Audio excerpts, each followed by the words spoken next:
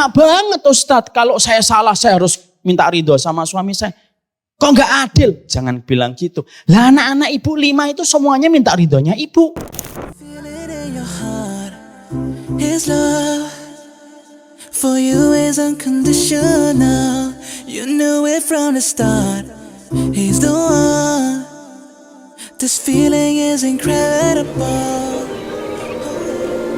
زينت السماء وضعت الجبال أمرت البحار وخلقت الجنان سيرت الكواكب ربنا آتينا في الدنيا حسنة وفي الآخرة حسنة وقنا.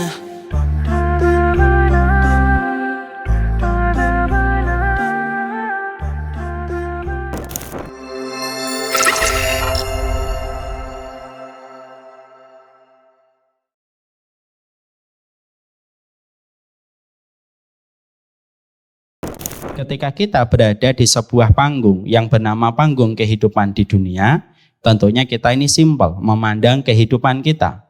Bahwasanya kehidupan kita di dunia itu kita pingin sekali, bahwasanya kita mendapatkan kebahagiaan. Yang kaya belum tentu bahagia, yang miskin belum tentu sengsara. Karena pada dasarnya kebahagiaan itu tidak ditentukan oleh kekayaan, tidak pula ditentukan oleh kemiskinan. Jangan pernah beranggapan bahwasanya harta itu membawa kebahagiaan, bahwasanya pula kemiskinan itu menghilangkan kebahagiaan. Karena pada dasarnya kebahagiaan itu tidak ditentukan oleh dolar dan tidak pula ditentukan oleh dinar dan dirham. Setelah kita paham bahwasanya pada kehidupan kita secara sederhana, kita itu ingin menemukan kebahagiaan, dan itulah makna sejatinya yang kita ingin dapatkan pada kehidupan ini. Saya pernah didatangi salah satu orang kaya di Jakarta, pernah datang ke kantor ini. Beliau memiliki rekening yang tidak perlu saya ragukan betapa berlimpahnya harta yang dimiliki oleh beliau. Tapi ketika beliau datang ke sini, beliau merasa kesepian dan beliau merasa tidak bahagia di masa senjanya. Akhirnya beliau melihat tidak ada jalan saya untuk mendapatkan ketenangan kecuali saya harus mencari Allah. Dan saya tidak menemukan Allah pada perjalanan hidup saya kecuali di majelis ilmu dan bertemu orang solih. Itu menjadikan kita semakin paham. Hidup itu sebenarnya simpel dan sederhana. Bagaimana kita bisa menemukan kebahagiaan. Orang yang melakukan dosa belum tentu bahagia. Mungkin mereka menemukan kepuasan, tapi kepuasan itu tidak pernah sama dengan kebahagiaan. Orang yang puas biasanya hanya sebatas fisik, dan kepuasan itu biasanya hanya bersifat temporer dan bersifat sementara. Karena kepuasan itu bisa didapatkan dari apapun. Narkoba bisa membuat orang puas. Zina bisa membuat orang puas. Tapi apakah zina dan seluruh dosa itu memberikan kebahagiaan? Pastinya tidak, karena beda antara kebahagiaan dan kepuasan. Makanya kita sekali lagi, mindset kita pada kehidupan itu simpel dan sederhana. Kita itu harus mendapatkan kebahagiaan di dunia sebelum kita berharap mendapatkan kebahagiaan di akhirat kelak kita nanti.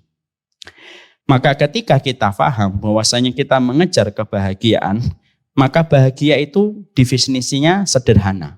Apa sih definisi bahagia? Mari kita lihat di sini. Kita menjumpai perkataan dari Imam Ibnu Qayyim bahwasanya bahagia itu kadang-kadang definisinya itu tidak rumit. Oh, bahagia itu lapang hatimu. Betul, itu bahagia. Oh, bahagia itu ketika setiap masalahmu mendapatkan jalan keluar. Betul, itu juga bahagia. Tapi ada makna lain yang terkadang tidak kita sadari, itu pun merupakan definisi kebahagiaan.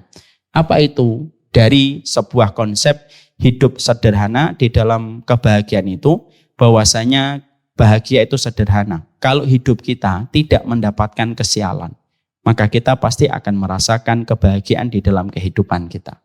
Slide-nya, Novel.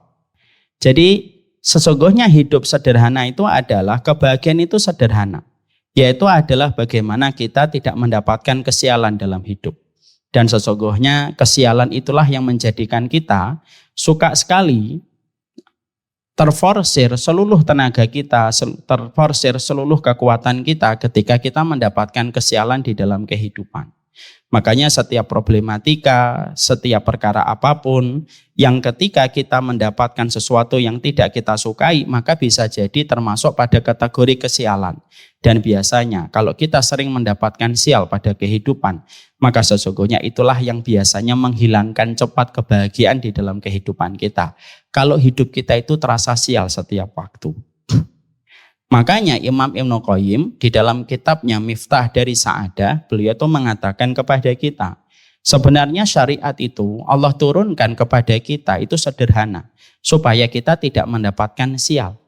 Karena setiap syariat itu tidak berfungsi apapun kepada kita kecuali membawa keberkahan dalam hidup kita. Salah besar kalau ada orang yang mengartikan syariat itu memenjarakan kita.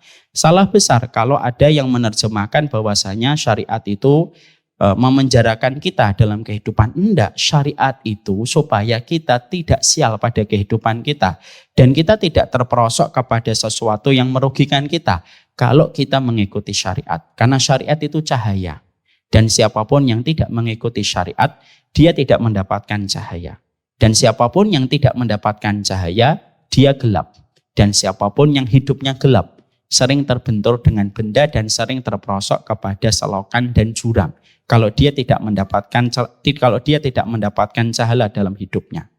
Orang daki gunung gelap, dia tidak bisa membedakan mana jalan yang harus dilewati dan mana jurang yang harus dihindari. Kenapa? Terlalu gelap. Kita biasanya kalau rumah kita jam 11 malam listrik mati, kita tidak bisa membedakan mana letaknya meja, mana letaknya kursi, dan akhirnya sering sekali lutut kita terbentur dengan linggiran meja dan terasa sakit, disebabkan karena rumah kita listriknya mati dan akhirnya kita jalan pun sering terbentur. Syariat itu dikatakan oleh Allah dengan sifat cahaya, dan tidaklah syariat itu dikatakan cahaya supaya kita punya penerang, supaya kita punya pelita, dan pelita itu menghindarkan kita dari banyak benturan pada kehidupan. Itulah yang kita paham. Ada sebuah penerangan yang sangat sederhana. Contoh, Ibu dan Bapak tahu gimana baiknya kita kalau kita malam? Kalau kita malam, secara syariat itu telah memberikan kondisi kepada kita dan keadaan. Kalau kita malam, habis Isya, maka lebih baik bagi kita itu tidurnya awal atau tidurnya terlalu malam? Awal. Rasulullah mengatakan, ini akrahul haditha ba'dal Isya. Saya itu tidak suka begadang, tidak suka ngobrol habis Isya. Ngobrolnya Nabi kalau habis Isya hanya kepada istri-istrinya, tidak lebih daripada itu.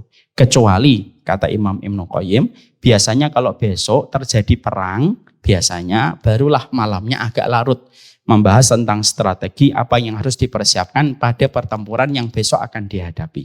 Selain itu Nabi tidak suka ngobrol banyak habis Isya. Ternyata kalau kita mengikuti syariat itu menghindarkan kita kesialan. Apa itu? Menghindarkan kita dari kemungkinan dan persentase badan kita terkena penyakit dalam. Karena ternyata para medis hari ini memberikan sebuah berita kepada kita dan informasi. Biasanya penyakit dalam serius yang diderita sebagian orang itu biasanya juga datang dari kebiasaan begadang dan tidur terlalu malam. Tidur jam 11, tidur jam 12, tidur jam 1. Itu berakibat buruk untuk ginjal, untuk liver, untuk paru-paru. Yang mana ternyata kalau kita ngikutin syariat, tidurnya habis Isya, lalu bangunnya jam 2, setengah 3 kita sudah segar, kita bisa beribadah. Pola hidup semacam itu jauh lebih sehat daripada kita tidur jam 11, jam 12 malam, subuhnya terlambat, habis subuh tidur kembali.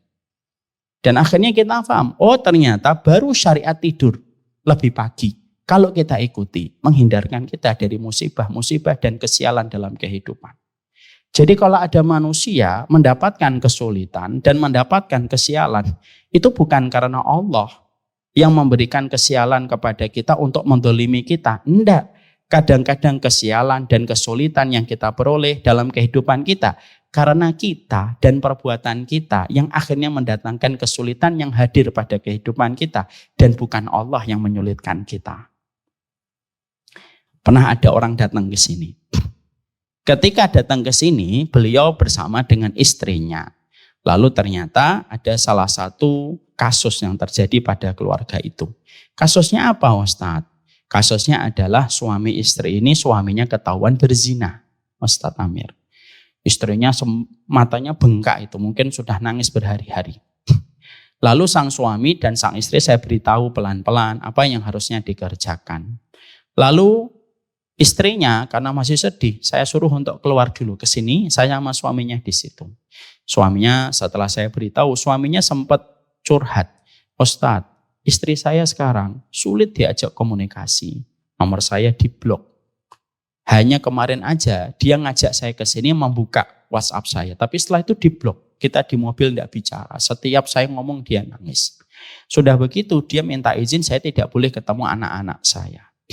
Dan hari ini saya harus keluar rumah dulu. Saya tidak bisa ketemu anak-anak saya. Anak saya ada 2. Lalu saya mencoba membalik pertanyaan itu dengan sebuah pertanyaan. Maaf ya Pak, sebelum Bapak ketahuan berzina, apakah ini Bapak dapatkan? Enggak Ustadz, istri saya orangnya, istrinya komunikatif, sering bicara, banyak ngobrol dengan saya ketemu anak setiap waktu. Lalu saya bilang, kesulitan yang Bapak sekarang rasakan, tidak bisa ngobrol dengan istri, tidak punya waktu bebas lagi berjumpa dengan anak. Itu Bapak dapatkan kapan? Semenjak Bapak ketahuan berzina. Disitulah kita paham. Bukan Allah yang membuat kita susah. Kita sendiri dan ulah kita yang membuat kita kesulitan dalam hidup. Ya atau tidak? Lah itulah yang menjadikan kita paham. Hidup itu sebenarnya simpel kok. Hidup itu adalah bagaimana kita tidak sial. Lah kesialan itu sebenarnya adalah ulah kita sendiri. Allah memang memberikan setiap ujian. Sini ya Sam. Allah memang memberikan kepada kita ujian, tapi ini anak saya nomor 5. Ini Mbak Sam. Ya, nomor 5. Nomor 5 kan kamu nak? 5 ya. Mbak Sam mana? Assalamualaikum. Assalamualaikum. Waalaikumsalam. Maka sesungguhnya kesialan itu, nggak boleh gitu nak. Kesialan itu sebenarnya disebabkan karena ulah kita sendiri. Makanya kita harus tahu apa saja perkara yang bisa membuat sial pada hidup kita. Karena apa? Bahagia itu sederhana kok. Kalau hidupnya Bapak dan Ibu dan saya dijauhkan dari kesialan hidup, maka sesungguhnya kita mudah bahagia. Sebelum kita membahas itu, kita harus paham dulu bahwasanya tidaklah setiap kesialan yang kita dapatkan itu kecuali karena perilaku dan perbuatan kita sendiri. Ini supaya kita tidak gampang menyalahkan Allah.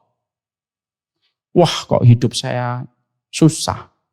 Mana katanya Allah itu maha pemurah dan maha penyayang.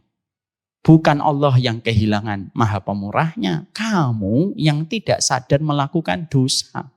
Dan dosa itu yang menyulitkan kita pada kehidupan kita.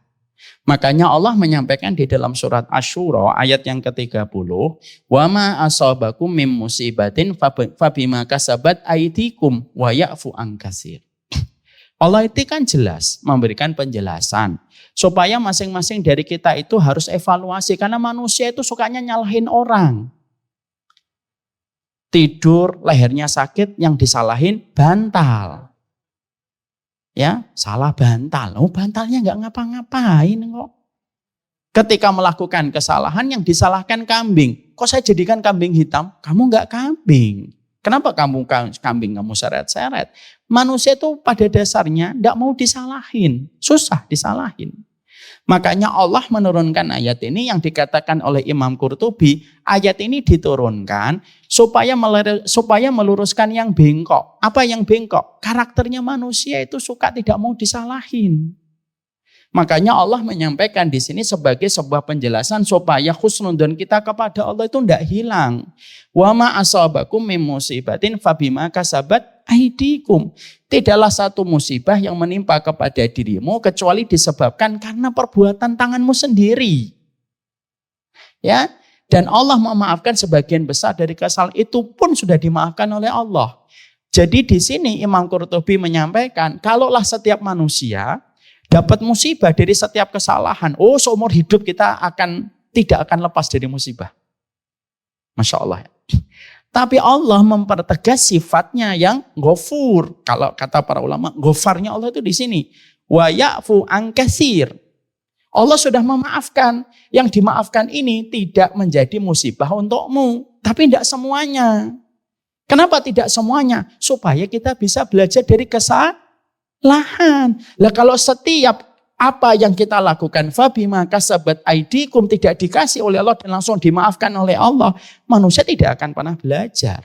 Dan biasanya manusia itu cenderung gede kepalanya. Kalau setiap kesalahan dia tidak tahu kalau itu merupakan sebuah kesalahan.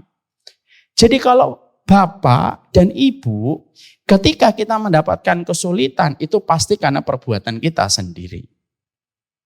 Dan itu pun sudah dimaafkan oleh sebagian besarnya sudah dimaafkan sama Allah. Karena sekali lagi kata Imam Qurtubi, kalau kamu meminta keadilan Allah tanpa ada ghafarnya Allah, kita itu tidak akan bisa lepas dari musibah. Kenapa? Hidup kita banyak sekali dosa. Dan kalau setiap dosa ada konsekuensinya, pasti ada konsekuensinya. Berarti seumur hidup kita hanya membayar kehidupan kita dengan setiap musibah karena pekatnya kita dengan dosa. Karena Allah itu bukan hanya adil, tapi Allah itu juga Ghaffar, makanya Allah maafkan. Jadi kalaupun kita pernah mendapatkan musibah, ada di antara ibu, bapak, pernah punya hutang lama membayarnya, pernah mendapatkan kesulitan apapun, itu sebenarnya karena perbuatan kita sendiri, dan itu pun sebenarnya jauh lebih sedikit dari seharusnya hukuman yang harusnya kita peroleh dan kita dapatkan.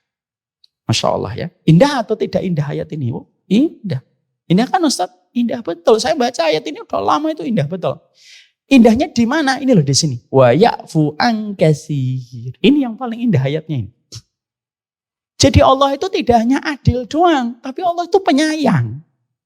Kalau kita hanya memiliki Allah yang maha adil, babak belur kita kehidupan. Kenapa? Pasti kita itu akan membayar semuanya itu dosa-dosa kita dengan kesulitan demi kesulitan. Sekali lagi. Allah itu Ghaffar. Ghaffar itu apa sih? Sifat pemaafnya itu melebihi kesalahan kita. Kalau hanya memaafkan, maka biasanya memaafkan itu apa? Ya berdasarkan kesalahan. Tapi kalau Allah itu Ghaffar, pakai segah mubalaghah, artinya apa sih? Maaf yang Allah berikan kepada manusia itu jauh lebih besar dari kesalahan yang dilakukan manusia. Kalaulah Allah tidak punya sifat Ghaffar, tidak ada pelaku dosa yang masuk surga. Tapi kenapa ada pelaku dosa masuk surga? Karena Allah memiliki sifat Ghaffar.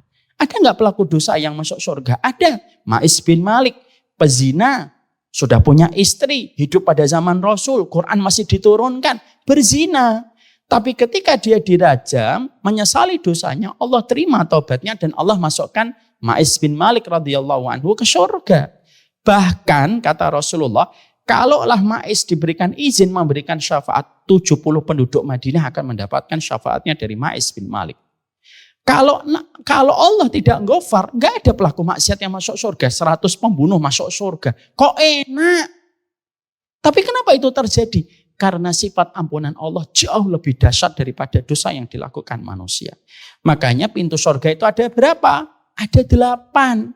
1 pintu sholat, pintu puasa, pintu sedekah, pintu jihad, pintu aiman, 70.000 orang yang masuk surga tanpa hisab. Ada pintu ridho, ada pintu taubat. Dan yang ke-8 pintu memaafkan. Yang nomor 7 pintu taubat. Untuk siapa pintu taubat itu? Yang jaraknya antara satu pintu dengan pintu berikutnya 40 tahun perjalanan. Pintu taubat itu untuk manusia. Pelaku dosa besar. Yang menyesali dosanya dan akhirnya berbuah rahmat dari Allah. Dan itulah yang menjadikan kita harus paham pada ayat ini. Jadi kalau kita dapat susah, susahnya itu jauh lebih sedikit dibandingkan kemudahan yang sudah kita peroleh dalam kehidupan. Makanya maaf ya, siapa orang yang paling keras ujiannya? Selain Nabi Muhammad SAW, Nabi Ayub. Keras sekali ujiannya. Tapi lihat Nabi Ayub ketika sakit pada usia 70 tahun, beliau itu baru menderita sakit. Sampai Imam Ibnu Katsir itu berkata, tatasaqat luhum Ayub. Sesungguhnya dagingnya itu sampai berjatuhan. Saking beratnya sakit yang diderita oleh Nabi Ayub. Nabi Ayub itu tuh puncak ujiannya. Bukan hanya sakit, anaknya meninggal semua. Coba ibu dan bapak bisa bayangkan, kita sering mendengar kisah. Kita sering mendengar kisah teman kita, anaknya meninggal dunia, sedihnya luar biasa. Orang tua mana yang tidak remuk hatinya kalau anak itu meninggal dunia? Itu baru satu. Nabi Ayub semua anaknya meninggal dunia. Bukan hanya itu, usahanya hancur semuanya. Semua ladangnya itu habis. Biasanya manusia kalau diuji, ada yang diuji penyakit, hartanya masih banyak. Ada yang hartanya banyak, tapi ternyata mungkin dia menderita sakit. Biasanya salah satu dari tiga. Kalau Nabi Ayub, tiga-tiganya. Dirinya sakit, ditambah lagi usahanya bangkrut, ditambah lagi. Yaitu apa? Anaknya meninggal dunia semuanya. Tapi ketika itu diderita oleh Nabi Ayub 70 tahun sisanya, pada waktu usia 70 tahun, maka pada saat itu istrinya sempat ngomong kepada Nabi Ayub, kenapa lima lam tat'ullaha ayashfiyak? Kenapa kamu tidak pernah berdoa kepada Allah supaya Allah menyembuhkan engkau wahai Ayub? Perhatikan jawaban Nabi Ayub. Aku sudah disehatkan 70 tahun, masa aku tidak bisa bersyukur dan bersabar 70 tahun sisanya? Aku ini sudah disehatkan 70 tahun. Dapat istri, dapat anak yang sehat, dapat kemudian ladang yang memberikan panen yang luar biasa. Ini 70 tahun. Ini anak saya ke-6. Baru pada pulang. Sini nak, mau dikenalin? Enggak. Maka sesungguhnya disitulah kita akhirnya mendapatkan wa ya'fu an katsir. Allah itu apa? Allah itu memaafkan sebagian besar dari kesalahan kita yang ketika dimaafkan sama Allah, musibah ini tidak Allah turunkan. Tapi tidak semuanya. Paham sampai di sini? Lah itulah yang menjadikan kita pada kesempatan ini, kita ingin sedikit membahas. Lalu apa sih yang menjadikan kita sering mendapatkan musibah? Apa kesialan yang sebenarnya? Apa hal-hal yang bisa menciptakan kesialan pada kehidupan kita? Karena hidup itu simpel. Kadang-kadang lebih baik kita hartanya pas-pasan, tapi kita tidak mendapatkan kesialan daripada kita mendapatkan harta yang banyak tapi terus terjadi kesialan yang ada pada kehidupan kita. Dan inilah yang menjadikan kita harus paham. Bagaimana kita bisa menghindari kesialan kalau kita tidak tahu apa yang menyebabkan kesialan dan musibah yang hadir pada kehidupan kita. Sampai di sini sepakat? Sampai di sini sepakat. Sekarang saya akan terangkan. Ada 5 perkara yang menyebabkan kesialan itu kadang-kadang datang pada kehidupan kita. Sebenarnya sih bukan 5, ada 20. Tapi kalau saya terangkan 20 ya sampai isya. Ya. Ibu dan bapak pulangnya terlalu malam. Saya terangkan 5 saja. Apa yang menyebabkan sial itu terjadi dan menimpa pada kehidupan kita? Yang pertama, kesyirikan. Oh, ini ayatnya salah ini nak. Kesyirikan. Maka sesungguhnya yang pertama yang kita harus mengerti dan harus kita pahami, yang menyebabkan kita mendapatkan banyak kesialan dalam kehidupan itu syirik. Sebelum saya terangkan panjang lebar, mari kita buka surat Al-Hajj ayat yang ke-31. Ini ayatnya salah. Allah menyampaikan kepada kita, yang menyebabkan kesialan demi kesialan itu hadir pada kehidupan manusia, ketika manusia itu sudah porak-poranda fondasi keimanan yang ada pada dirinya ketika melakukan syirik. Syirik itu bukan menyembah sama batu. Nyembah sama batu itu bukan syirik, tapi contoh kesyirikan.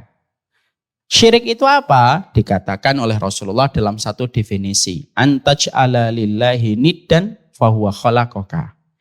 Yang dinamakan syirik itu adalah sesungguhnya kamu mendatangkan tandingan bagi Allah padahal Allah yang menciptakan kamu. Itulah syirik.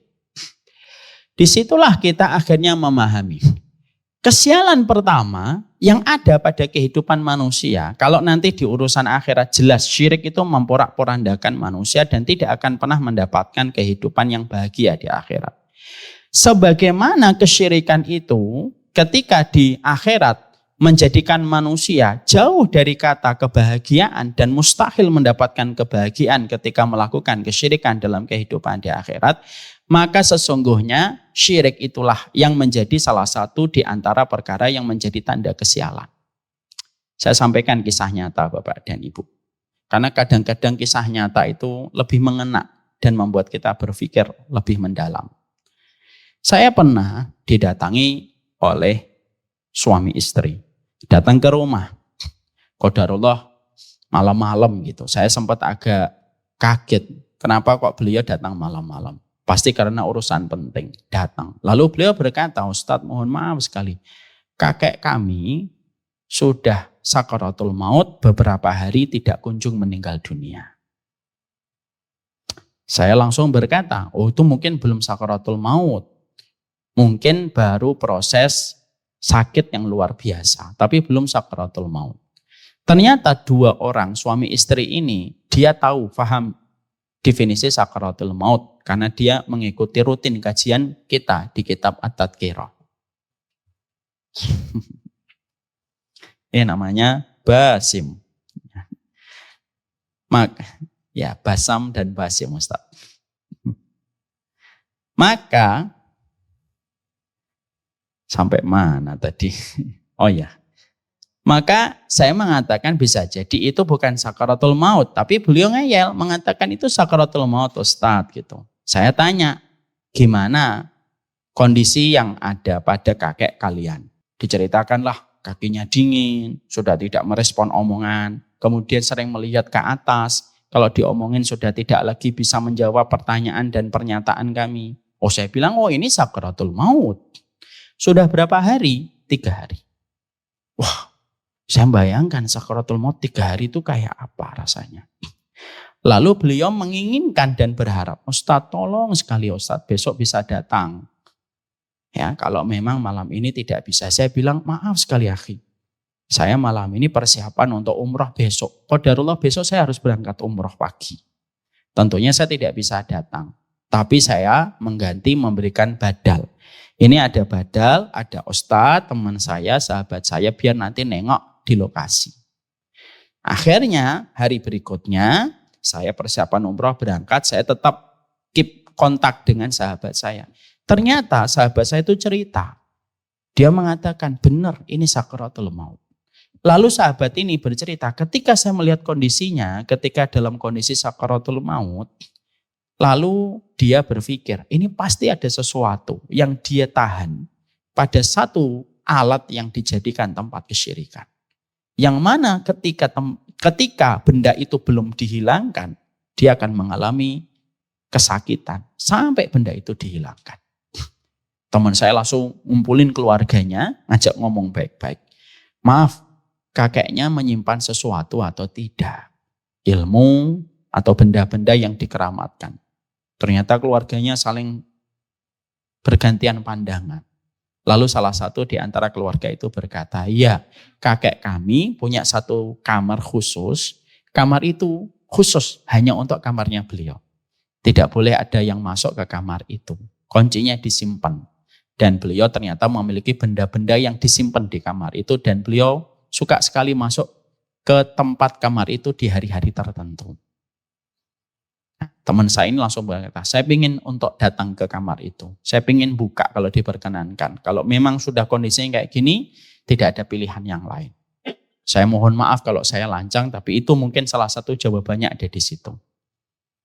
Masya Allah, teman saya akhirnya diberikan kunci, aksesnya masuk ke kamar tersebut dan ternyata ada benda-benda yang memang dikeramatkan oleh kakek itu. Akhirnya benda-benda itu dikumpulkan, diruqyah, dihancurkan sebagiannya, lalu setelah itu tidak lama dengan izin Allah.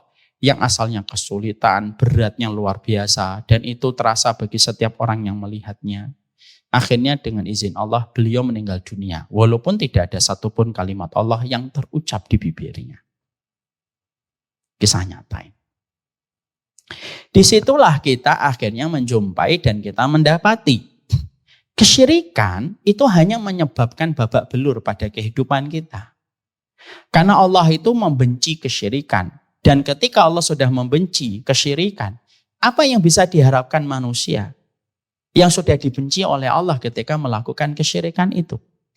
Makanya sampai Allah ibaratkan di dalam surat Al-Hajj itu sebagaimana dia dilemparkan dari tempat yang tinggi disambar dengan burung dan dilemparkan ke tempat yang jauh. Itu menunjukkan bahwasanya Orang yang melakukan kesyirikan itu akan berada kepada kepusingan yang tidak ada akhirnya.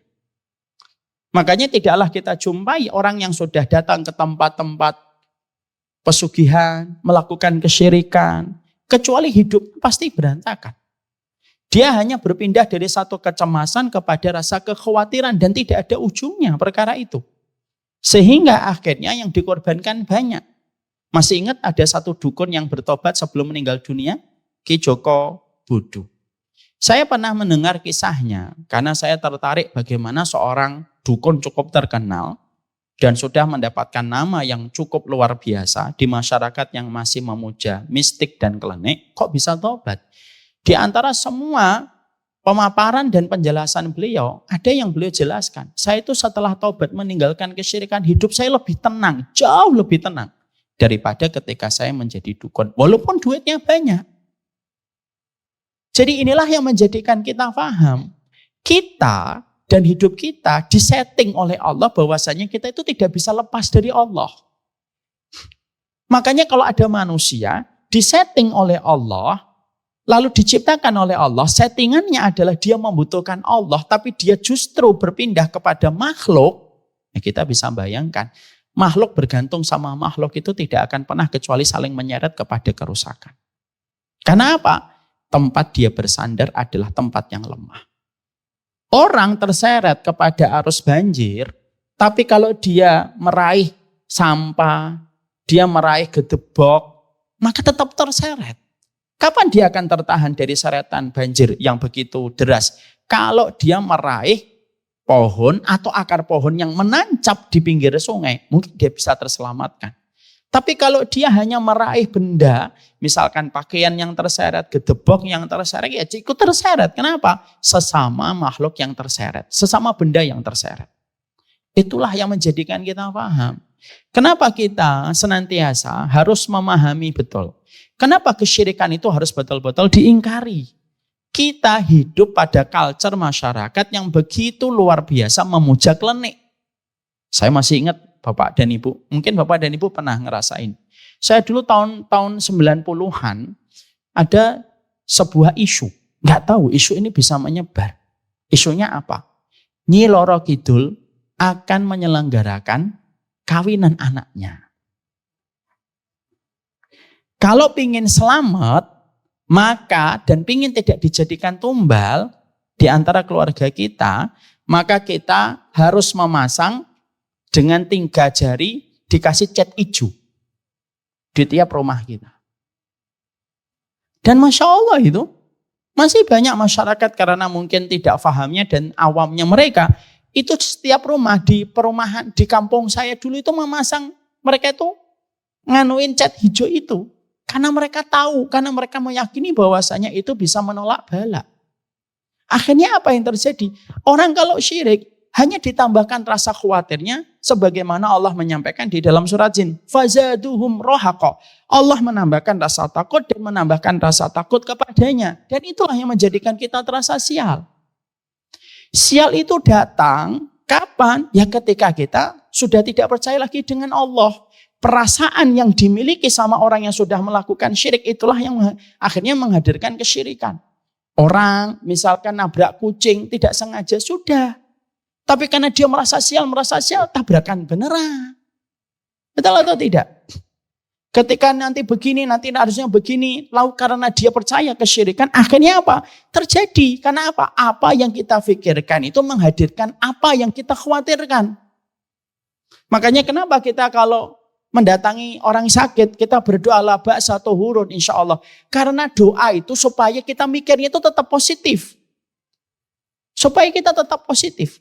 Makanya kita menjumpai dan kita mendapati Rasulullah itu pernah mendatangi seorang Arab Badui tua. Lalu Arab Badui tua, bismillahirrahmanirrahim. Allah itu menghadapi Arab Badui tua itu, lalu Allah itu mengatakan, Rasulullah mengatakan, la ba'sa tahurun insyaallah, tidak apa-apa, sakitmu ini akan mensucikan dirimu. Dan tidak apa-apa sakitmu ini. Tapi orang tua Arab Badui itu justru mengatakan, apa? Sakit ini akan membinasakan saya. Dan akhirnya betul, tidak lama setelah itu Arab tua Badui ini akhirnya meninggal dunia. Persis dengan apa yang dia katakan. Makanya akhirnya kesyirikan demi kesyirikan itu membuat susah kehidupan. Hari ini syirik itu masih banyak. Warung, sering kita temukan bagaimana warung makan, tapi ada tanda-tanda kesyirikan di pintunya. Ya kan? Dan itu sering kita jumpai. Orang tidak merasa bahwasanya kesyirikan itu dibayar mahal, pasti ada tumbalnya. Kenapa? Karena tidak ada yang gratis ketika kita sudah meminta kepada makhluk. Makanya sederhana banget, hidup itu sederhana. Kalau tidak pingin sial, jangan syirik. Sudah yakin sama Allah. La khaira illa khairuka, wa la taira illa tairuka, wa la ilaha illa ghairuka. Tidak ada kebaikan kecuali datang kepadamu, ya Allah. Tidak ada kesialan adalah kecuali yang kau tetapkan, dan tidak ada ilah kecuali engkau. Itu tenang hidup kita. Tapi kalau kita sudah mikirnya macam-macam, akhirnya apa? Kita terpenjara. Melakukan apapun tuh takut terus. Disebabkan karena kesyirikan yang sudah ada di dalam kehidupan seorang manusia. Jangan syirik. Yakin sama Allah.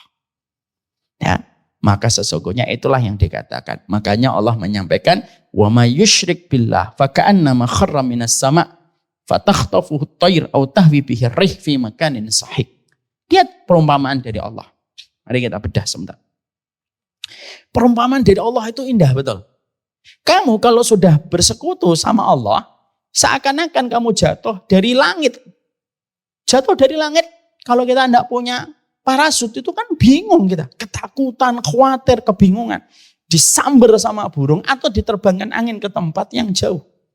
Akhirnya dia bingung tujuan hidupnya itu untuk apa. Jadi orang yang hari ini memuja ilmu-ilmu kesaktian gitu. Sampai akhirnya melakukan kesyirikan. Tidak paham dia. Antara yang didapat dengan yang dikorbankan tidak pernah seimbang. Itulah kenapa Islam itu sangat menjaga diri kita supaya kita tidak melakukan kesyirikan. Kenapa? Sekalinya melakukan kesyirikan, rusak, hidupmu akan penuh dengan kesialan. Makanya sebagian ahli tafsir Imam Ibnu Katsir itu mengatakan ini juga merupakan sebuah penjelasan orang yang mati dalam kondisi syirik, ruhnya akan dilemparkan dari langit yang ketujuh sampai ke permukaan bumi. Ya, kenapa syirik sampai segitunya Ustadz? Loh gimana kamu? Syirik kok nggak sampai kayak gitu? Kamu sudah berani mendatangkan kecintaan kepada makhluk yang kamu berikan lebih besar ataupun sama dengan kecintaan yang harusnya diberikan kepada Allah. Ingatkan keluarga kita jangan sampai kesyirikan. Masih banyak yang suka melakukan kesyirikan tanpa kita sadari. Ketika baru menjabat sudah melakukan ritual-ritual kesyirikan. Ya, baru mendapatkan sesuatu sudah melakukan ritual kesyirikan. Bahkan maaf ya, pagelaran-pagelaran acara besar hari ini yang katanya merupakan bagian dari hidup modern saja sudah tidak lepas dari kesyirikan. Undang pawang hujan, lalu pawang hujannya katanya, oh saya itu punya remote atas langit. Coba kebodohan apa yang lebih bodoh daripada kebodohan orang yang mereka itu berdekatan dengan orang yang melakukan kesyirikan. Saya pernah lihat itu di YouTube. Ada orang yang mengaku sebagai pawang hujan. Anehnya dia berkata, saya punya remote. Saya punya remote langit. Jadi saya bisa ngatur langit itu. Astagfirullahaladzim. Dan kayak gitu pun masih banyak yang percaya. Kadang-kadang yang membuat kita tidak kehabisan pikir. Orang-orang yang pintar yang menjadi panitia. Bisa mengundang orang semacam itu. Disitulah saya baru paham. Pintar dunia itu belum tentu paham akhirat. Paham di sini ibu-ibu? Paham. Ini yang pertama. Yang kedua yang membuat kita sial pada kehidupan kita dijelaskan oleh Rasulullah SAW. Yang kedua, Novel. Yang kedua itu adalah durhaka kepada orang tua. Nanti ini ada penjelasan ya. Kalau dia adalah anak laki-laki, dia itu durhaka kepada orang tua. Kalau dia perempuan sudah menikah, apa yang membuat dia sial? Durhaka kepada sang suami. Nah, kita bahas dulu yang pertama. Maka kita mendapati di dalam satu riwayat Hakim, kullud dzunub yuakhirullahu minha ma syaa illal baghi wa qati'atar rahim. Yu'ajjilullahu li sahibihi qablal mamat. Ini kan mengkhawatirkan ini kalau kita tidak perhatikan dan tidak kita notice. Semua dosa diakhirkan balasannya oleh Allah sesuai dengan kehendaknya. Kecuali dosa durhaka kepada orang tua. Ya, wa qati'atar rahimin, dan memutuskan tali silaturahmi. Ini artinya silaturahmi kepada orang tua. Al-baghyu itu kedzaliman. Allah akan menyegerakan balasan tersebut kepada pelakunya di dunia sebelum kematiannya. Artinya, kalau bapak-bapak ada satu masalah dan kesulitan yang kita rasakan dalam hidup, nggak ada perkara yang dicek pertama kali kecuali apa? Hubungan kamu dengan ibu dan bapak. Makanya ada sebuah kisah yang diceritakan di dalam kitab Adabul Mufrad oleh Imam Bukhari. Walaupun ini adalah mu'allaq, tapi mu'allaq itu apa ya? Terputus, apa itu? Tidak disebutkan sanadnya, tapi kalau mu'allaq itu datang dari Bukhari itu diterima. Ada sebuah kisah. Namanya seorang ahli ibadah namanya Jurayj. Jurayj, tahu Jurayj? Jurayj ini adalah seorang ahli ibadah pada masa sebelum Rasulullah. Ya, dialah orang yang Masya Allah, kalau berbicara tentang bayi yang bisa bicara, itu cuma dua. Isa dan kisah yang berkaitan tentang Jurayj. Ahli ibadah ini luar biasa ibadahnya.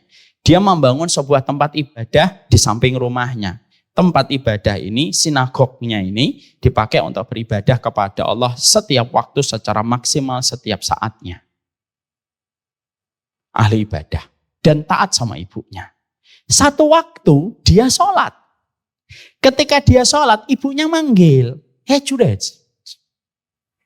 Ketika beliau Jurayj ini lagi dalam kondisi sholat, dia berpikir, apakah saya batalkan sholat saya, ataukah saya penuhi panggilan ibu saya?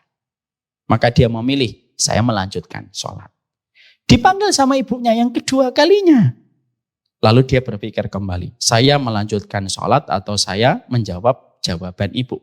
Dia tetap melanjutkan sholatnya. Lalu dipanggil lagi ibunya yang ketiga, lalu dia berkata kembali, apakah saya tetap sholat atau menjawab jawaban atau panggilan ibu saya? Dia memilih sholat. Sampai akhirnya ibunya berkata, apa perkataan dari ibunya? "Wah Jurayj, semoga engkau tidak dimatikan sampai kamu melihat seorang pelacur."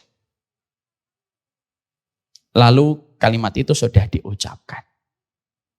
Ketika kalimat itu sudah diucapkan oleh seorang ibu, kalimat itu menggelegar di atas langit. Perjalanan Jurayj kemudian berjalan kembali. Maka pada satu waktu di kampungnya Jurayj ini ada seorang pelacur dan ada penggembala sapi yang mereka berzina. Pezinanya hamil dan ketika hamil dia tidak punya suami, ditangkap oleh sang raja. Sini kamu. Sini kamu. Lalu pelacur itu ditanya, siapa bapak dari anakmu ini yang kamu kandung? Karena kamu nggak punya suami. Pelacur itu bohong. Maka sesungguhnya ini anaknya Jurayj. Kaget sang raja, karena sang raja tahu bahwasanya nama itu adalah ahli ibadah dan punya tempat ibadah di samping rumahnya. Langsung direspon oleh sang raja, hancurkan tempat ibadahnya, seret dia. Akhirnya betul. Datanglah pasukan yang diperintahkan oleh sang raja, dihancurkan tempat ibadahnya Jurayj. Diseret Jurayj untuk menghadapi hukuman dan menghadapi konsekuensi. Ketika dihancurkan tempat ibadahnya, Jurayj kemudian jalan, dilewatkan ke tempat pelacur yang menuduh bahwasanya janin di dalam perutnya itu bapaknya adalah Jurayj. Lalu ketika dia melihat pelacur itu yang menuduh dia melihat pelacur itu. Dilihatlah pelacur itu yang telah berdusta atas nama dirinya. Yang sepanjang hidupnya Jurayj tidak pernah melihat pelacur. Dilihatlah pelacur. Inilah yang kamu zinai sampai kamu punya keturunan di dalam rahimnya. Jurayj melihat. Sampai akhirnya Jurayj mendapatkan hukuman. Dan akhirnya hukuman didapatkan oleh Jurayj itu di dalam penjara. Sampai akhirnya wanita itu ketika lahir anaknya ngomong bahwasanya ternyata anak bayi ini ngomong, bapaknya itu bukan Jurayj, tapi bapaknya itu penggembala sapi yang berzina dengan perempuan itu. Masya Allah. Akhirnya Jurayj itu dilepaskan sama sang raja dan sang raja menyesal.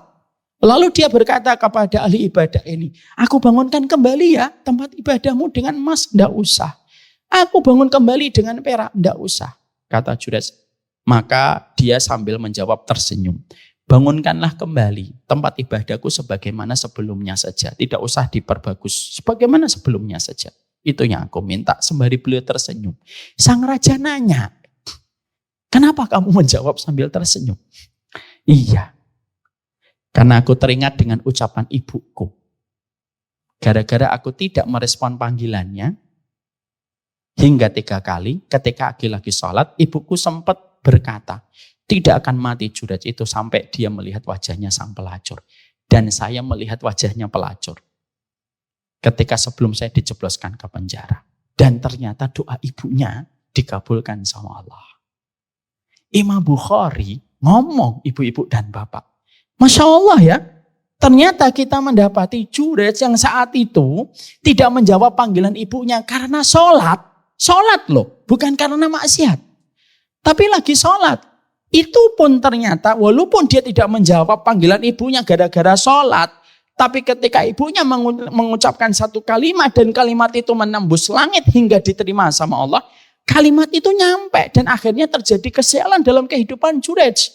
Artinya apa yang kita dapatkan dalam kisah itu? Loh, kalaulah sholat saja, walaupun sebagian ulama mengatakan itu sholat sunnah pada saat itu yang seharusnya Jurayj bisa membatalkan. Itu pun bisa menyebabkan kesialan hadir pada kehidupan ahli ibadah ini.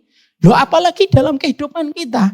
Banyak laki-laki hari ini ngaji kemana-mana, tapi sekalinya mereka ngaji, ternyata mereka ketika mendapatkan perintah dari ibunya, belum tentu dia bisa merespon perintah dari ibunya. Itu yang menghadirkan kesialan hadir pada kehidupan kita. Karena jimat terbesar kehidupan manusia itu terletak kepada siapa? Jimat terbesar kehidupan manusia itu terletak kepada ibunya. Jadi jimat kita yang paling besar itu ya sama ibu kita. Jimat yang paling halal, jimat yang paling sunnah. Jimat kan biasanya haram kalau datang dari dukun. Tapi jimat itu datang dari perkara yang halal, itu datang dari ibu kita. Datangnya, durhakanya manusia kepada orang tua, ini yang menyebabkan kesialan yang dirasakan manusia. Kalau Jurayj saja, sholat saja, tidak memanggil padahal dia sedang menghadap sama Allah, itu akhirnya dapat sial gara-gara dia tidak merespon panggilan ibunya. Loh, apalagi manusia hari ini yang kadang-kadang karena istrinya dia durhaka kepada ibunya. Karena dosa dan aktivitas kerjaannya dia durhaka sama ibunya. Lah gimana kamu akan bebas dari segala kesulitan? Kalau pembebas kesulitan yaitu adalah ibumu, tidak kamu respon dengan balasan yang terbaik.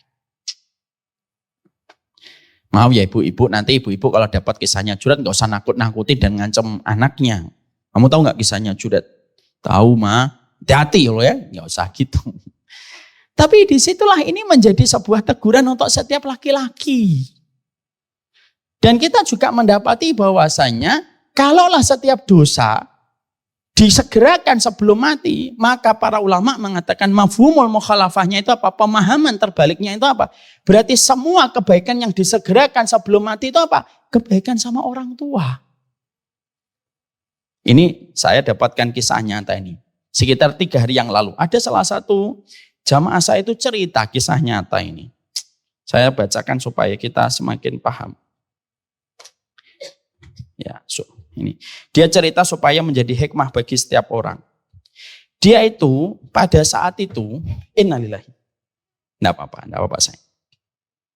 Dia pada saat itu, Basam sama ini di sana nak, udah ada tempat yang Abi bangunkan di sana. Ya.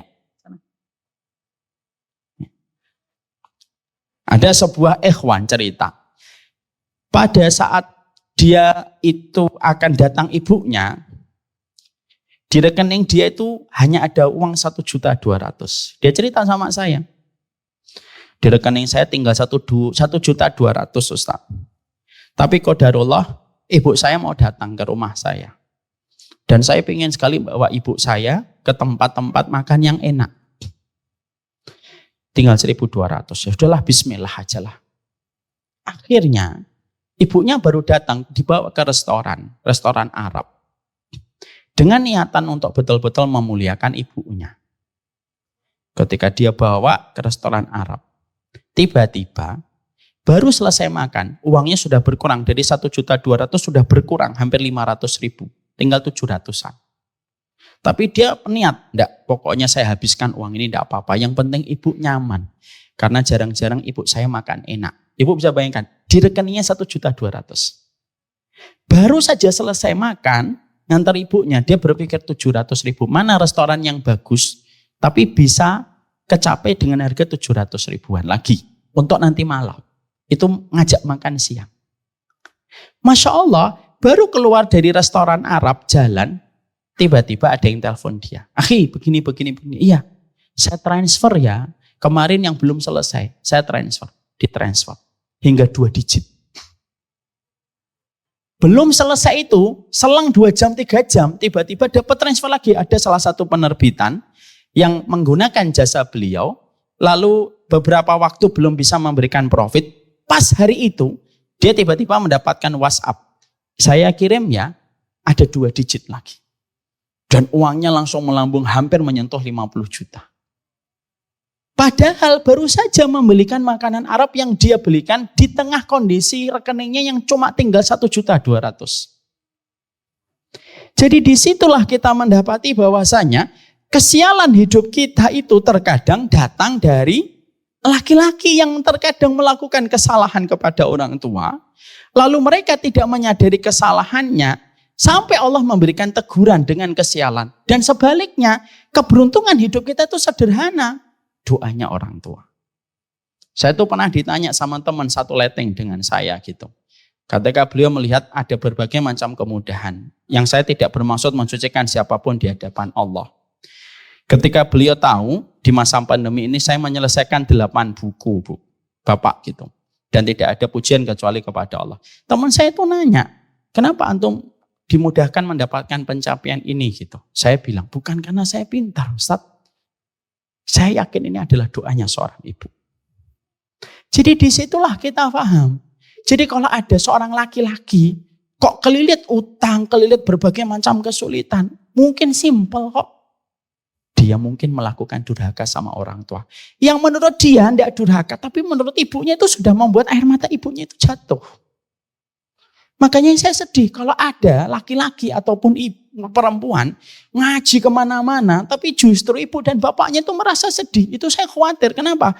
Kamu disibukkan dengan amalan kecil, tapi diluputkan dari amalan besar. Karena salah satu di antara strategi kesesatan setan itu apa? Disibukkan dengan amalan kecil tapi diluputkan dari amalan besar. Dan amalan paling besar itu apa? Amalan ketika kita berbakti sama ibu dan bapak kita. Saya sama anak-anak saya 8, itu selalu saya sampaikan, nak, berbuatlah yang terbaik sama ibumu. Bukan karena ibumu dan bapakmu ini haus dengan kebaikan kamu. Enggak, bapak dan ibu itu sudah ngelewatin proses kehidupan yang panjang. Tapi kalian harus berbuat yang terbaik sama ibu dan bapak. Karena keberkahan hidup kalian itu dimulai dari situ. Bukan karena kepintaran. Bukan karena orang dalam. Tapi disebabkan karena itu berbuat baik sama ibu kalian. Maka Masya Allah. Itu yang selalu saya sampaikan. Makanya maaf ya. Saya tidak pernah membiarkan anak saya membentak ibunya.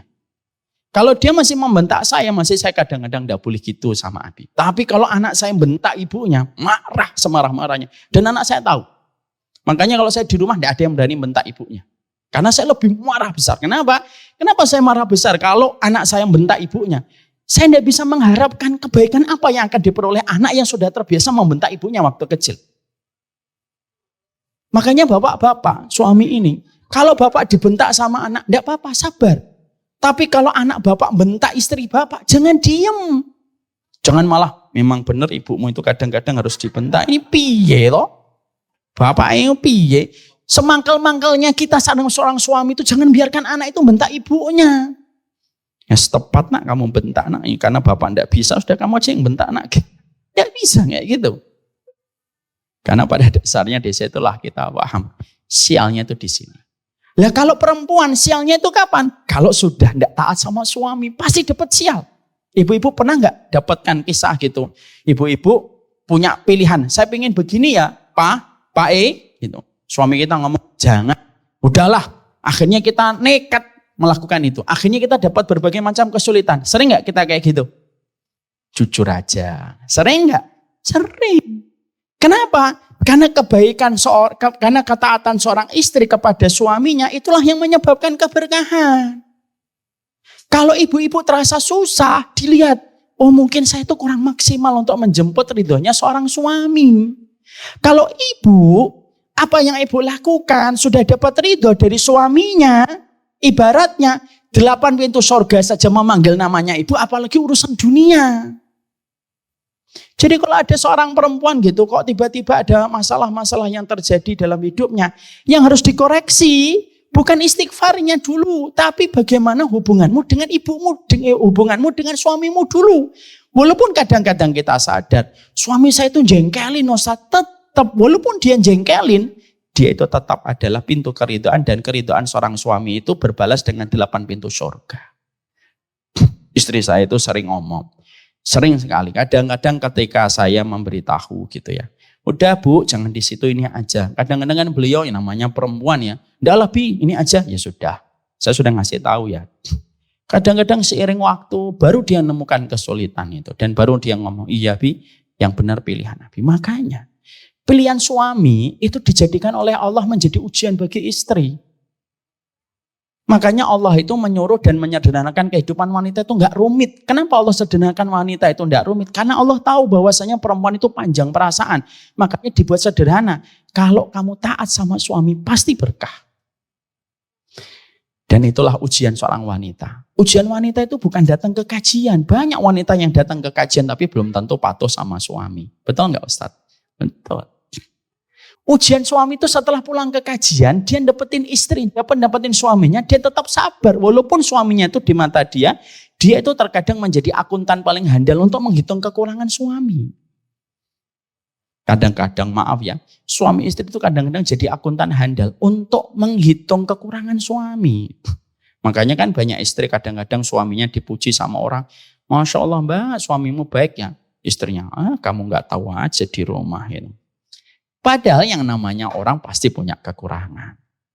Jadi kalau ibu-ibu susah atau maaf ya, sudah terdiagnosa sakit, tidak ada yang pertama kali harus dilakukan. Minta ridho dari suaminya dan minta kesembuhan dari suaminya. Itulah sistem hidup. Anak laki-laki kalau ada masalah ke ibunya. Perempuan kalau ada sesuatu dalam hidupnya harus koreksi sama suaminya. Anaknya bapak dan ibu itu nanti kalau ada masalah dikoreksi lewat ibunya. Adil Allah itu. Enak banget Ustadz, kalau saya salah saya harus minta ridho sama suami saya. Kok nggak adil? Jangan bilang gitu. Lah anak-anak ibu 5 itu semuanya minta ridhonya ibu. Jadi laki-laki itu kadang nggak gampang loh. Kita yang bekerja, kita yang melakukan sesuatu, kita yang bertanggung jawab sama kehidupan keluarga kita, dan kita yang nanti pertama kali dihisab oleh Allah. Tapi anak-anaknya harus hormat kepada ibunya 3 kali lipat daripada hormat kepada seorang bapak. Allah itu adil. Ini ada kisah gitu ya.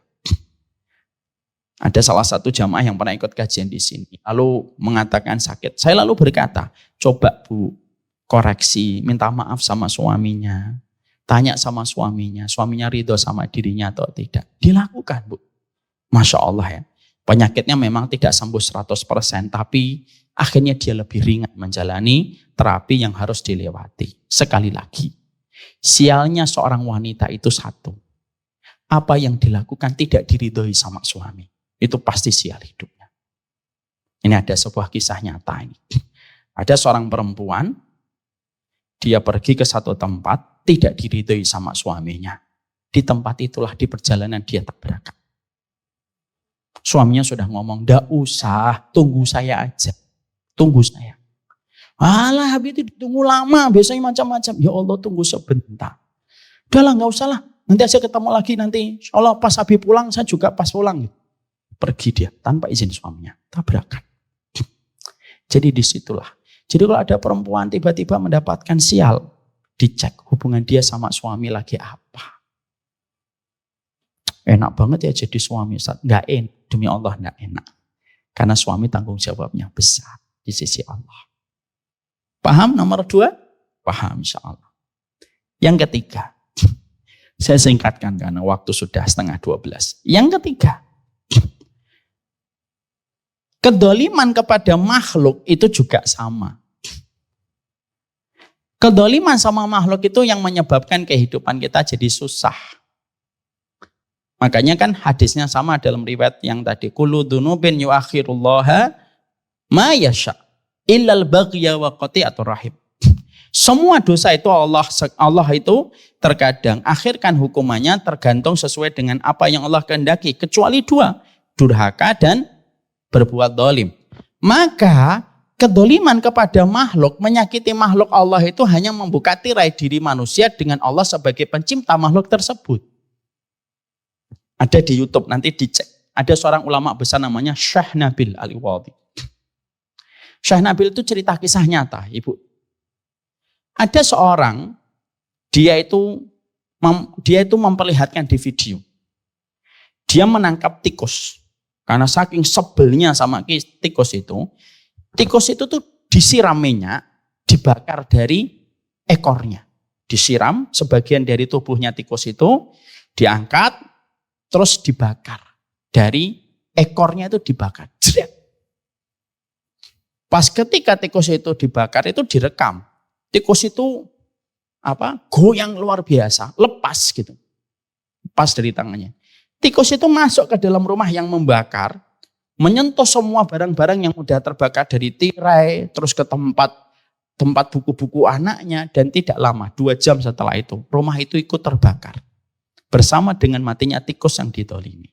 Syekh Nabil, seorang ulama besar dari Kuwait itu mengatakan, lihat, dolim sama tikus saja bisa mengakibatkan Allah yang turun tangan dan Allah yang memberikan keadilan kepada makhluk yang ia ciptakan ketika terdolimi.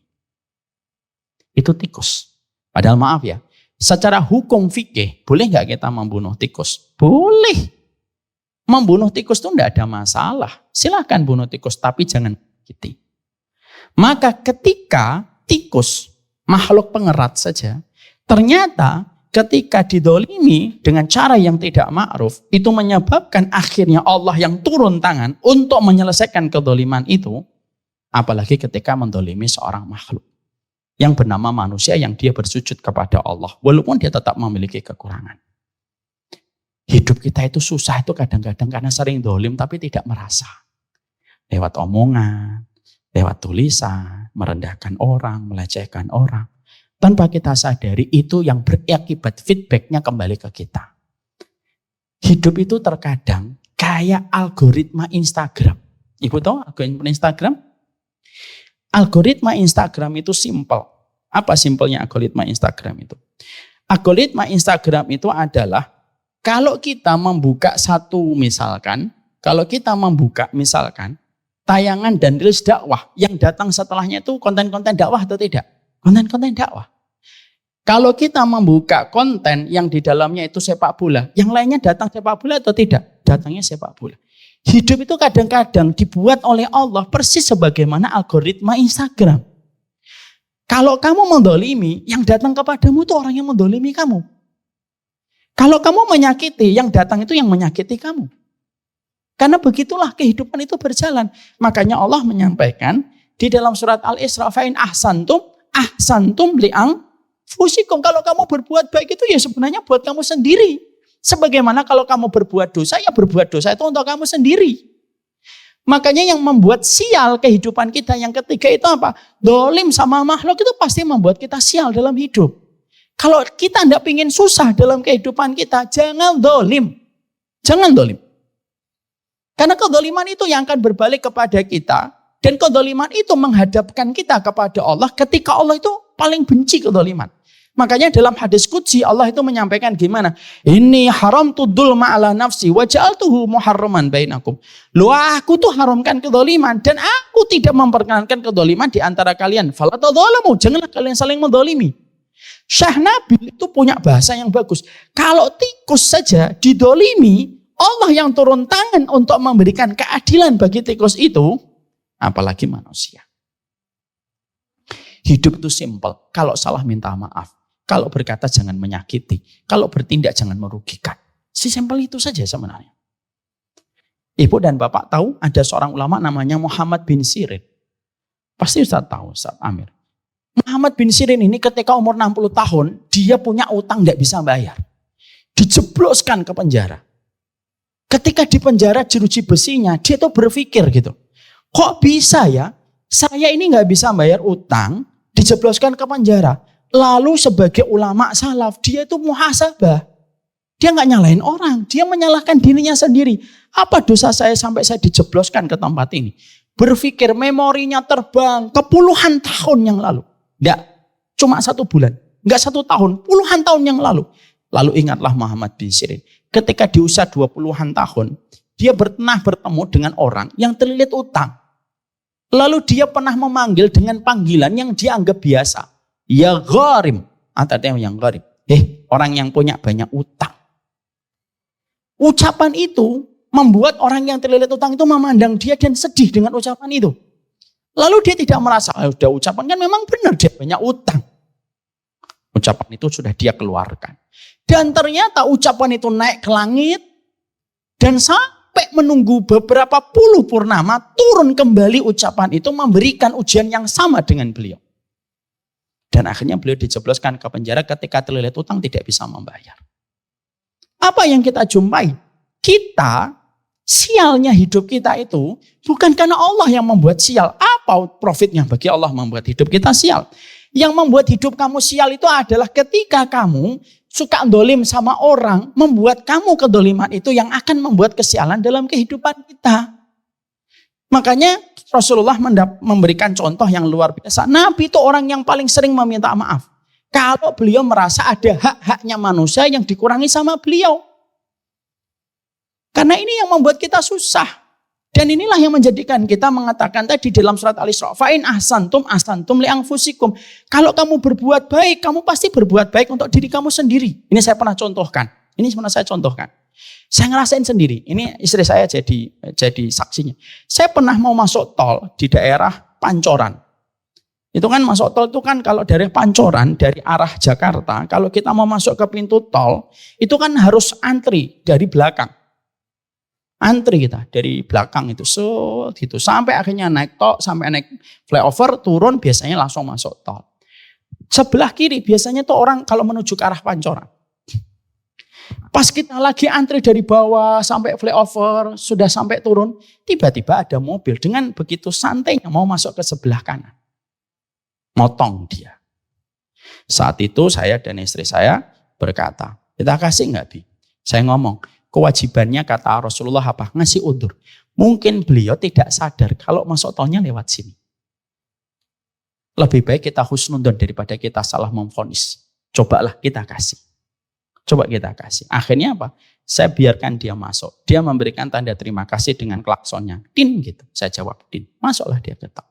Saya lalu ngomong sama istri saya, lihat apa yang kita lakukan, coba kita terapkan dengan surat Al-Isra. Fa'in ahsantum li anfusikum. Kalau kamu berbuat baik, pasti kamu sedang berbuat baik kepada diri kamu sendiri. Sudah. 1, 2, 3 hari, 4 hari, 5 hari, sampai seminggu lebih. Saya jalan-jalan ke daerah Pik, Pantai Indah Kapuk. Saya masuk tol ke daerah Tanjung Priok karena saya jarang banget datang ke sana. Saya tuh tidak tahu kalau saya tuh harus belok ke tol. Saya ngerasanya lewat kanan itu bisa. Ternyata istri saya ngomong, itu harus ke kiri. Waduh, harusnya antri dari sono. Ya, dan motornya itu panjang sekali. Saya mencoba untuk ngasih sen sebelah kiri. Masya Allah. Saya ketika sen sebelah kiri, mobil yang di sebelah saya itu berhenti, terus ngasih tanda untuk masuk. Saya masuk. Saya ngasih tanda terima kasih dan dia jawab tanda terima kasih. Saya sama istri saya berkata, Masya Allah ya, kita husnudon sama orang. Hari ini orang husnudon sama kita. Padahal biasanya kalau kita lagi kayak gitu, biasanya itu orang emosi, ya atau tidak? Terus din gitu. Marah, mundur dari belakang sono gitu. Padahal kadang-kadang orang yang nyerobot bukan tentu dia niatnya nyerobot karena enggak ngerti. Sama ketika saya saat itu, karena saya jarang ke Pik, saya tuh enggak ngerti kalau itu tuh harus masuk ke kiri. Dan ternyata apa yang saya berikan orang di Pancoran dikasih balasannya oleh Allah persis. Dan orang itu tidak marah ketika saya masuk. Itulah yang terjadi. Saya pernah juga kejadian. Ini wala uzaki nafsi alallahi. Saya tidak bermaksud mensucikan siapapun di hadapan Allah. Tapi saya pernah masuk ke raudhah. Ada orang lagi sholat. Lalu saya berusaha untuk menjaga khusyuknya beliau dalam sholat. Karena beliau lagi sujud yang terakhir. Lalu orang itu desek-desek saya. Lah saya itu berniat untuk tidak melanggar orang lagi sujud. Walaupun terkadang itu susah banget kalau di Masjid Nabawi terutama di raudhah. Raudhah kan karpetnya dulu hijau. Kayak gini. Lalu saya tahan, saya selesaikan dia sholat. Setelah dia sholat, biasanya kan orang biasa langsung pergi. Enggak, dia langsung menarik tangan saya, disuruh saya sholat, dia langsung berdiri, menggantikan posisi saya sampai saya sholat. Bahkan karena saya orangnya nggak enakan, saya itu orang Jawa, orangnya nggak enakan. Saya salam gitu, saya karena lihat dia berdiri, saya langsung berdiri supaya jangan terlalu lama dia menjagain saya. Saya langsung diomongin, Allah, doa dulu. Didudukkan lagi sama itu. Orang Mesir kan gede-gede badannya. Didudukkan saya, doa dulu. Saya tungguin. Saya berdoa itu sampai 10 menit. Dia yang jagain kayak gini. Artinya kebaikan kita itu akan kembali kepada kebaikan kita. Yang membuat sial karena kita suka dolimin orang. Lah akhirnya Allah hadirkan orang yang dolimi kita. Karena algoritma kehidupan itu sesimpel itu. Kamu dolim, yang hadir adalah orang yang mendolimi. Kalau kamu baik, yang hadir kepadamu itu orang yang baik. Maka kesialan itu datang yang ketiga. Yaitu kedoliman kepada makhluknya Allah. Paham di sini nomor 4? Nomor 3. Nomor 4. Memakan riba. Ini merupakan penyebab kesialan kita dalam hidup. Makanya Allah menyampaikan, fa'il lam taf'alu fa'danu biharbim minallah wa rasulih wa in tubtum falakum ru'usu amwalikum la tadlimuna wa la tutlamun. Kita nanti kalau buka tafsir, di sini ada kata-kata ini. Fa'danu biharbim minallah wa rasulihi. Kalau kamu terus makan riba, berarti kamu sedang berhadapan dengan Allah dan Rasul. Maaf ya. Kita berperang sama manusia masih ada kemungkinan menang. Kayak Gaza melawan Israel. Secara teori menang Israel. Secara praktek data di lapangan menang Gaza, menang Palestina. Itulah kemungkinan itu selalu masih ada. Dulu Maroko ketika Piala Dunia, Maroko itu melawan Jerman, menang. Ya, terus melawan Spanyol, menang dia. Akhirnya dia ketemu dengan Perancis baru kalah. Lalu ketemu dengan Kroasia kalah. Dia nomor 4 kalau tidak salah. Artinya kalau kita berperang sesama manusia itu masih ada kemungkinan menang. Tapi fa'danu biharbi minallahi wa rasulih. Berperang melawan Allah dan Rasul itu tidak mungkin menang.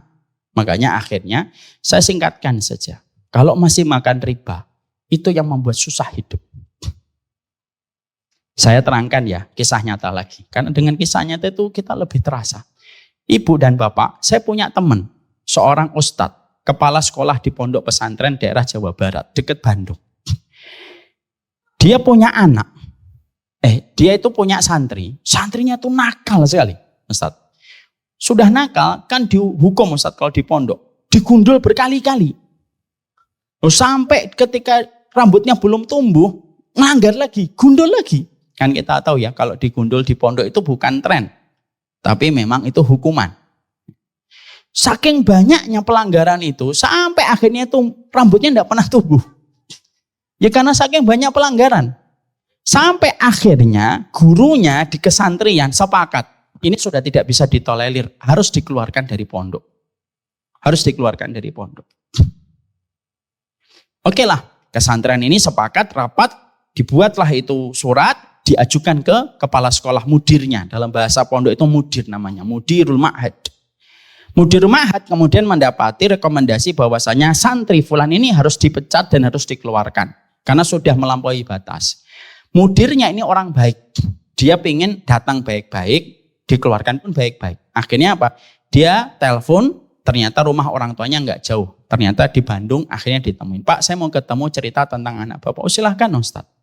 Ketemu. Ketika ketemu disampaikan, Pak, saya mau menceritakan tentang anak Bapak. Kami sepakat bahwasanya anak ini mau dikeluarkan karena ustadz-ustadz di pondok sudah lepas tangan, angkat tangan untuk mendidik anak Bapak. Bapaknya itu sedih, sedihnya luar biasa. Ketika dalam kondisi sedih yang luar biasa, bapak itu tuh merajuk. Gimana ya caranya Ustadz supaya anak saya tetap diterima di pondok. Saya tuh pingin banget anak saya itu selamat, anak saya itu lebih pandai dan lebih soleh daripada saya. Teman saya yang mudir pondok ini tiba-tiba terfikir sesuatu. Bentar Pak, iseng-iseng saya mau tanya.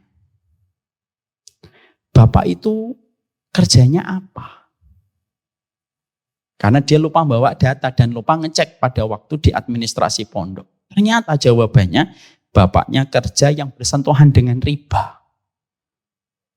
Maka mudir mu'ahad ini, karena orang soleh itu kan biasanya punya basiroh dia. Punya, ya Ustadz ya, cara ngelihatnya itu jauh gitu. Mau Ustadz ini berkata, oh bapak kerja di situ. Iya, gini aja Pak, saya tawarkan win-win solution. Saya tawarkan jalan tengah. Jalan tengahnya apa Ustadz? Begini. Kalau Bapak masih mau anaknya di pondok, saya coba ngomong lagi kepada ustadz-ustadz muda di kesantrian.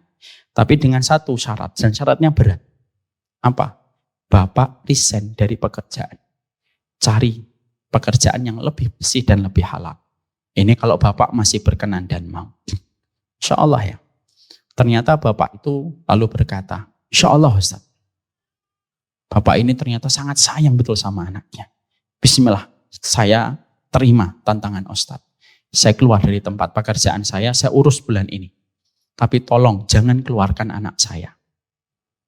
Oke, kalau Bapak mau, mereka selamat. Bapak keluar ya, cari pekerjaan yang halal. Insya Allah Ustaz. Akhirnya keluar, tukeran telepon untuk kontak-kontakan. 1 bulan bapaknya resign dan akhirnya kerja bisnis merintis pelan-pelan. Dan Masya Allah, ini Allah ceritakan kisah nyata. Sahabat saya itu cerita, Ustadz tahu ya, saya ngelihat langsung. Seiring bapaknya memperbaiki rezekinya, seiring itu pula anaknya sudah bisa diajak komunikasi. Diperbaiki, terus bapaknya memperbaiki. Walaupun asal awal-awalnya itu rezekinya jauh dibandingkan waktu bekerja secara resmi di sebuah instansi. Dan seiring dengan waktu anaknya berubah. Dan sahabat saya bercerita, antum tahu nasibnya anak itu yang kami akan keluarkan? Hari ini sudah hafal 30 juz dan menjadi ustadz muda di pondok kita. Dan itu terjadi kapan Ustadz? Setelah bapaknya meninggalkan muamalah dan interaksi riba. Mudir ma'hadnya masih hidup sampai hari ini di Bandung. Betul. Hidup terasa sial itu ketika kita masih kena peletnya dan masih kena percikannya riba. Gimana kita tidak sial? Wong di sini kata-katanya jelas kok. Fa'danu biharbi minallah wa rasulih. Enggak ada kata dosa yang didapatkan di dalam Al-Quran. Yang mendapatkan keterangan senyata ini, segamblang ini kecuali dosa riba. Fa'danu biharbi minallahi wa rasulih. Susah itu kapan? Ketika manusia itu mereka mengikuti gaya hidup dengan menggunakan riba. Hati-hati. Yang rugi bukan siapapun. Tapi kita dan hidup kita di hadapan Allah. Itu yang keempat ini masih panjang, tapi saya enggak. Yang kelima, yaitu adalah tidak menasihati dalam kebenaran. Artinya, kalau kita dalam kehidupan tidak amar ma'ruf nahi mungkar, pasti satu persatu kesialan itu kita peroleh dalam kehidupan. Dikatakan walladzi nafsi biyadih la ta'murunna bil ma'ruf wa la tanhawunna an munkar aw la yushiqannallah ayyab asa alaikum iqaban min indih summa la tat'unnahu fala yastajibu lakum. Demi zat yang jiwaku berada di tangannya, hendaknya kalian betul-betul melaksanakan amar nahi mungkar, atau kalian jika tidak melaksanakan itu maka sungguh Allah akan mengirimkan kepada kalian siksa darinya. Kemudian kalian berdoa kepadanya, dihindarkan dari siksa, tapi Allah tidak mengabulkan doa kalian. Ini menunjukkan kepada kita, yang menjadikan kita sial itu biasanya kalau meninggalkan amar ma'ruf. Jelas itu, kalau itu saya dapatkan ini ada kisah nyata lagi. Saya penuh dengan kisah nyata, karena dalam perjalanan dakwah saya yang sudah hampir 17 tahun, mempertemukan saya dengan banyak kisah nyata. Saya dulu tinggal di Pamulang. Ada sebuah komplek perumahan, saya tidak usah sebutkan. Komplek perumahan itu, depannya itu gede jalannya. Dan remang-remang kalau malam. Yang akhirnya menjadikan orang itu banyak pacaran. Dan setiap kita pulang kalau malam itu, orang pacaran itu kanan kiri itu. berceceran. Dan biasanya orang-orang bukan komplek, tapi orang-orang kampung yang biasanya malah pacarannya di tempat-tempat komplek yang semacam itu. Karena apa? Remang-remang. Dan banyak penjual di situ. Ya kan? Makanya ibu dan bapak, kalau nanti bapak dan ibu ke Jakarta Timur, ada itu namanya flyover. Flyover itu disebutnya apa? Flyover cinta, karena banyak orang pacaran di situ. Dan bukan hanya orang pacaran, itu bersinergi dengan hubungan mutualisme dengan penjual semangka, penjual nanas yang biasanya ada di situ. Lah sama di komplek kita itu dulu, Ustadz, itu banyak orang pacaran. Lah saya pada saat itu ada masjid besar di situ, karena saya setiap pagi itu kajian subuh, saya itu lalu resah gitu. Saya mengkondisikan, gimana ini orang pacaran masuk kita diam? Ngapain kita ke masjid kalau kita membiarkan? Ayolah kita sweeping damai. Kita ingatkan saja, kita buat tulisan-tulisan yang mengingatkan orang tentang pacaran. Akhirnya ngumpulkan orang masing-masing donasi untuk membuat tulisan-tulisan yang akan kita pasang di pinggir-pinggir jalan itu. Jangan biarkan dirimu disentuh sama laki-laki yang tidak mau bertanggung jawab dan lain sebagainya. Yang namanya kekuatan kata-kata ya tidak seefektif yang kita bayangkan kan. Justru orang pacaran di depan tulisan. Akhirnya membuat kita itu pusing loh. Malah di depan tulisan tuh mereka pacaran. Ada tulisan, jangan dekati pacaran. Ya di depan itu dia pacaran. Gitu kan. Akhirnya ada beberapa jamaah bapak-bapak yang sepuh ngomong, "Nggak Ustadz, kalau hanya pakai tulisan nggak efektif." Nah terus gimana Pak? Harusnya kita call action Ustadz. Ya sudah, ayo kita call actionnya gimana? Kita sweeping damai. Nggak usah kasar-kasar, kita suruh pulang supaya mereka nggak nyaman. Akhirnya karena ini usulan datang dari bapak-bapak senior, ya lebih mudah karena mereka punya apa itu link, ya mereka punya orang dalam dengan apa itu dengan developernya. Akhirnya ada sweepingnya damai, tidak pernah kasar. Pokoknya pulang Mas, di sini bukan tempat pacaran, pulang Pak. Nah ketika kita lagi ngadain itu, ada salah satu bapak-bapak keberatan. Dia komen kepada salah satu bapak-bapak di masjid, ngapain sih kalian sweeping kayak gitu? Nggak usah gitulah. Yang penting mah kita urusan kita sama Allah. Nggak usah kita ngerasa untuk bisa lebih baik daripada orang lain. Dia ketika ngomong kayak gitu nyampe ke telinga kita akhirnya menjawab, kita tidak bisa memuaskan setiap orang. Dan beliau menyatakan resisten, nggak suka dengan cara itu. Ya kita nggak bisa nyenangin semua orang. Akhirnya berjalan. Satu waktu, sudah lama itu sudah berbulan-bulan setelahnya, tiba-tiba ada yang mengetuk pintu rumah saya. Gitu. Sore-sore menjelang maghrib. Saya buka, terus saya agak kaget karena beliau agak jarang ke masjid, tapi memang saya kenal. Loh, ya Pak ada apa gitu. Nah, beliau datang ke saya, terus ngebruk saya. Terus dia nangis gitu. Duduk, ngobrol, saat itu rumah saya masih di Pamulang. Terus ngobrol, saya sajikan minuman, kita ngobrol. Terus dia berkata, Ustadz, saya mohon maaf ya gitu. Ada apa Pak? Iya, beberapa bulan yang lalu ketika Ustadz dan banyak bapak-bapak di masjid mengadakan sweeping damai, saya adalah orang yang paling membenci, menentang. Oh iya, oh Bapak, iya Ustadz itu saya. Mungkin Ustadz mendengar, ya Pak sampai ke saya. Saya mohon maaf ya Ustadz. Ya Pak, enggak apa-apa. Semoga paham niat kita baik kok. Saya jelaskan, enggak ada yang kasar Pak. Iya Ustadz saya tahu. Enggak ada yang kita bentak juga. Iya Ustadz saya tahu.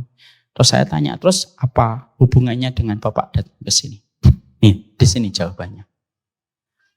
Anak saya beberapa hari yang lalu ngomong Ustadz. Beliau hamil. Padahal belum menikah. Dan dia nangis. Saya mau nggak mau harus menikahkan anak saya Ustadz. Ya saya peluk beliau, sabar ya Pak.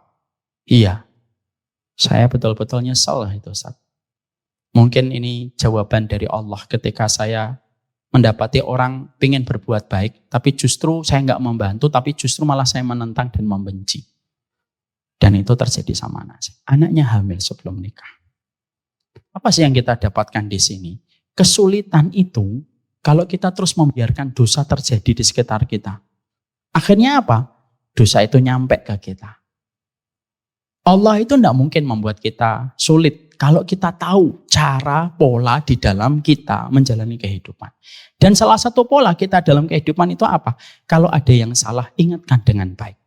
Setidaknya menghindarkan kita dari musibah-musibah besar yang bisa menimpa kepada kita dan keluarga kita. Paham di sini ibu-ibu semuanya? Jadi di sinilah kita akhirnya paham. Hidup bahagia itu sederhana. Apa itu? Kalau kita tidak mendapatkan banyak kesialan. Sial itu hadir pada kehidupan kita bukan karena Allah yang membuat sial. Kita sendiri dengan perbuatan kita. Apa 5 perkara yang membuat kita sial pada kehidupan? Syirik. Setelah itu apa? Durhaka sama orang tua ataupun tidak taat kepada suami. Yang ketiga, kedzaliman. Yang keempat, riba. Yang kelima, meninggalkan saling menasihati di dalam kebenaran. Jadi sekali lagi ya, Allah tidak pernah membuat sial. Kita sendiri yang membuat sial pada kehidupan. Mari kita renungkan ayat yang tadi mukadimah. Naufal, ayat yang pertama tadi nak. Kita menutup kajian kesempatan hari ini bersama dengan komunitas Majelis Fikih Muslimah.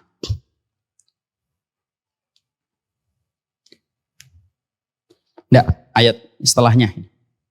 Sebelumnya ini. Wa ma asabakum min musibatin fabima kasabat aydikum. Apapun yang kamu dapatkan dari musibah, kesialan itu karena tanganmu sendiri.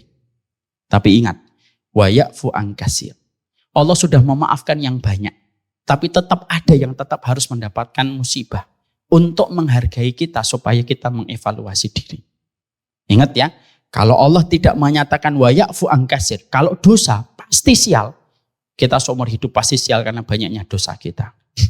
Allah sudah memaafkan yang banyak. Tapi tetap Allah sisakan ada dosa-dosa yang Allah harus turunkan kesialan dalam hidup kita. Kenapa? Fabima kasabat aidikum. Ya karena ulah kamu sendiri. Jadi bukan Allah yang membuat sulit kehidupan kita. Kita sendiri yang membuat sulit kehidupan kita. Dengan apa yang kita perbuat. Simple, sederhana. Hidup bahagia itu apa Ustaz? Simple. Dihindarkan kamu dari kesialan hidup. Semoga kita paham. Banyaknya kesialan hidup ini disebabkan ulah kita. Sebenarnya masih ada ada sekitar 15 kesialan hidup. Tidak usah lah, kita terangkan. Masih banyak lagi lah. Tapi adzan berkumandang.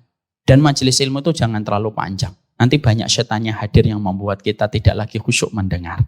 Makanya dikatakan idza talal majlis fakana lisyaitan nasibuh. Kalau majelis ilmu terlalu panjang, setannya terlalu banyak. Maka sebelum setannya datang, supaya setannya pas mau datang kita selesaikan dia, aduh, udah selesai gitu. Supaya dia sedih, kita cukupkan kajian kita. Feel it in your heart. His love for you is unconditional. You knew it from the start. He's the one. This feeling is incredible.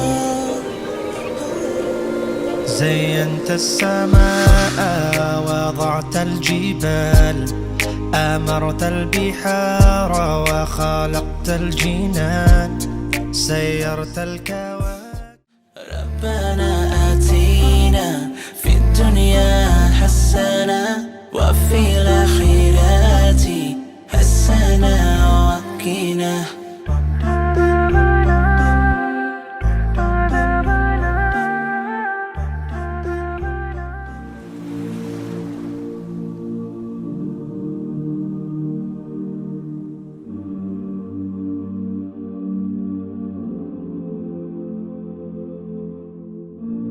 I've been holding for so long,